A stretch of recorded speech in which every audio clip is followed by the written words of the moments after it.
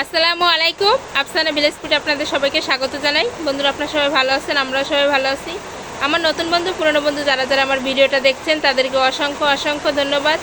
দেখুন, এখানে আমি কচুর ডাইগোটা কেটে পরিষ্কার করে ধুয়ে নিয়েছি। আজ আমি ইলিশ মাছের মাথা দিয়ে রান্না করব। কিভাবে রান্না করি দেখতে থাকুন, সঙ্গে থাকুন। আশা করছি দেখে আপনাদের ভালো লাগবে। চুলার উপর কড়ার মধ্যে বসিয়ে দিয়েছি। এবারে সামান্য একটু পানি দিয়ে দেব। এবারে দিয়ে দেব লবণ। ঢাকনা দিয়ে ঢেকে দেব।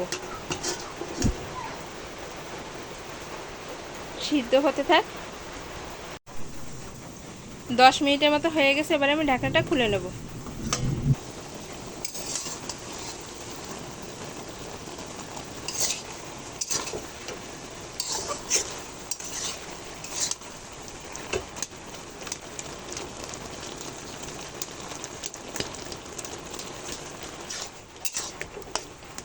কচুর ডাইগোটা আমার সিদ্ধ হয়ে গেছে। এবার আমি নামিয়ে পানিটা ঝরিয়ে নেব। লবণ হলুদ মাখানো ইলিশ মাছের মাথাগুলো আমি ভেজে নেব।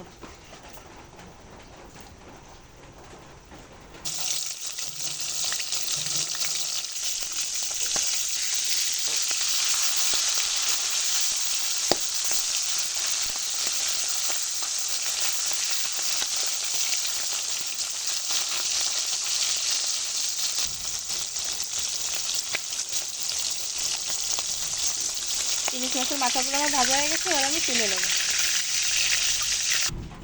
এই তেলের মধ্যেই দিয়ে দেবো রসুন কুচি, পেঁয়াজ কুচি, কাঁচা ঝাল, সামান্য একটু লবণ, হাফ চামচ হলুদ।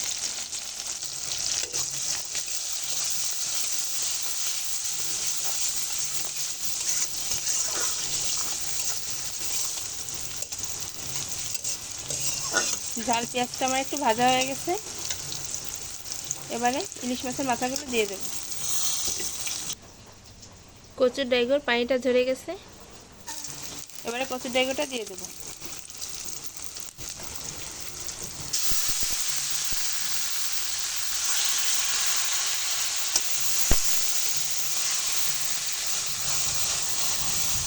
মাথাগুলো একটু ভেঙে দেব।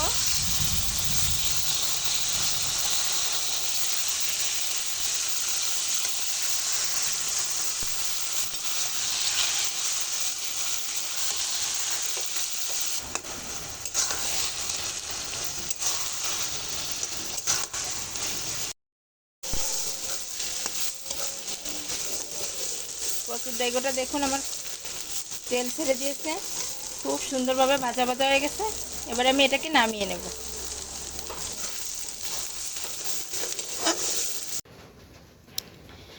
দেখুন বন্ধুরা, গ্রাম্য পদ্ধতিতে একদম খুব সহজেই ইলিশ মাছের মাথা দিয়ে কচুর ডাইগো ঘুটে এভাবে রান্না করে খেয়ে দেখবেন কেমন লাগে।